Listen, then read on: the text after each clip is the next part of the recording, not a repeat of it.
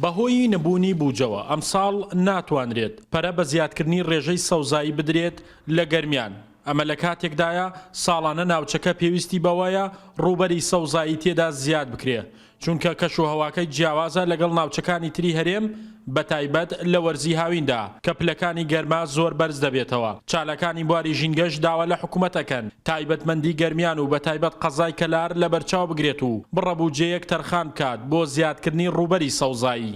ڕێژەی سەوزایی لە گەرمیانە زۆر کەمە، ئەو پەڕیسێت بۆ چوارە خۆی ڕێژەی ستانداردی عالەمی لە 15 بێ، بەڵام بەداخەوە حکوومەت هیچ پلانێکی نییە بۆ ڕێژەی سەوزایی. ئەبێ ساڵانە حکوومەت خۆی هەوڵبات لە هەر ڕێگەیەکەوە بێ ڕێژەی سەوزایی لە شارەکانە زیاد کات. ناوچەی گەرمیان جیاواز لە ناوچەکانی تری کوردستان پێویستە تایبەتمەندی باشی پێ بدرێ بە حکمی ئەوەی ناوچەیەکی گەرم و وشکە بەتایبەتی لە وەرزی هەوەک وەزان لە وەرزی هاوینە دەرەجە پلەی گەرما بە شێوەیەکی بەرچاو بەرز دەبێتەوە.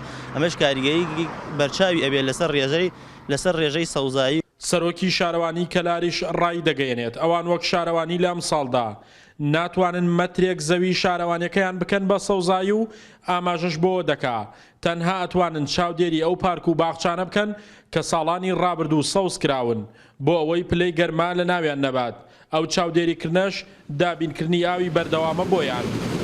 ئەوەی کە لەبەر دەستمانە هەیە ئێمە ئێستا ئیدامە پێدان و خزمەتکردنی ئەو پارک و حەدیقە و سەوزایانەیە هەیە کە لە ناو شارە دروست کراوە بۆی کە دارێک لە شوێنەکە وشک بیا بفۆتێتەوەی دارێکتر لە شوێنە بچێنەوە، بەڵام بەهۆی قەیرانی داراییەوە لەوانەیە ئێستا ئاستەم بێ بتوانین ئێمە ئەم ڕێژەیە زیاد بکەین یا پارک و حەدیقەی تر زیاد بکەین.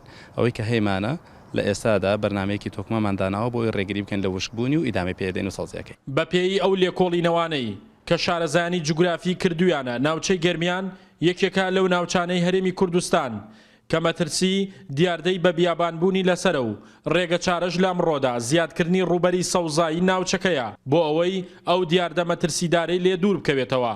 بەڵام ئەوەی جێگەی سەرنجە تاکو ئێستا حکوومەت هیچ پلانێکی نییە بۆ ڕوبەڕبوونەوەی ئەو دیاردە ترسناکە. شاخەوان محەممەد، کورسات نیوز، کەلار.